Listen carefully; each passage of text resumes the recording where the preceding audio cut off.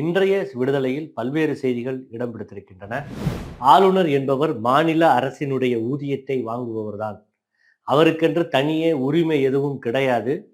எதை எழுதி கொடுக்கிறார்களோ அதை அவர் படிப்பதுதான் முறை.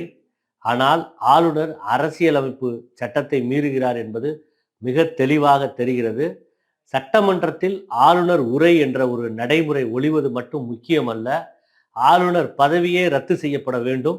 மக்கள் விரோத நடவடிக்கைக்காக தான் அந்த பதவி பயன்படுத்தப்படுகிறது என்று நாகர்கோவிலில் நடந்த பிரச்சார கூட்டத்தின் போது செய்தியாளர்கள் தமிழ்நாடு ஆளுநர் ஆர் என் ரவி தமிழ்நாடு சட்டமன்றத்தில் தொடர்ந்து பிரச்சனை செய்து கொண்டிருக்கிறாரே என்று அது குறித்து எழுப்பிய கேள்விக்கு இவ்வாறு ஆசிரியர் திராவிட கழக தலைவர் பதிலளித்திருக்கிறார். 100 நாள் வேலை திட்டம் காந்தியின் பெயரிலேயே தொடர ஒன்றிய அரசை வலியுறுத்தியும் விபிஜி ராம் திட்டத்திற்கு எதிராகவும் தமிழ்நாடு சட்டமன்றத்தில் இன்று முதலமைச்சர் மு.க. ஸ்டாலின் கொண்டு வந்த தனி தீர்மானம் ஒருமனதாக நிறைவேறியுள்ளது. அந்நாள் இந்நாளில் இன்றைக்கு மிசா கொடுமையில் இருந்து 358 நாட்கள் சிறைவாசத்திற்கு பிறகு ஆசிரியர் கி. வீரமணி அவர்கள் மீண்டு வெளிவந்த நாள் அது.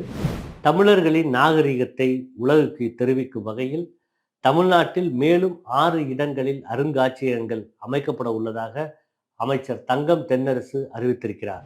போராட்டத்தில் ஈடுபட்ட அரசு ஊழியர்களை சிறையில் அடைக்கவில்லை. 23 ஆண்டு கால ஓய்வூதிய பிரச்சனையை தீர்த்து வைத்துள்ளோம். அரசு ஊழியர்களின் மகிழ்ச்சி அதிமுகவுக்கு பிடிக்கவில்லை என்று சட்டமன்றத்தில் முதலமைச்சர் மு.க. ஸ்டாலின் அவர்கள் தெரிவித்திருக்கிறார். தமிழ்நாடு முழுவதும் 642 துணை சுகாதார நிலையங்களை முதலமைச்சர் அவர்கள் திறந்து வைக்க இருக்கிறார் என்று சட்டமன்றத்தில் சுகாதாரத்துறை அமைச்சர் மா. சுப்பிரமணியம் அவர்கள் தகவல் தெரிவித்திருக்கிறார்.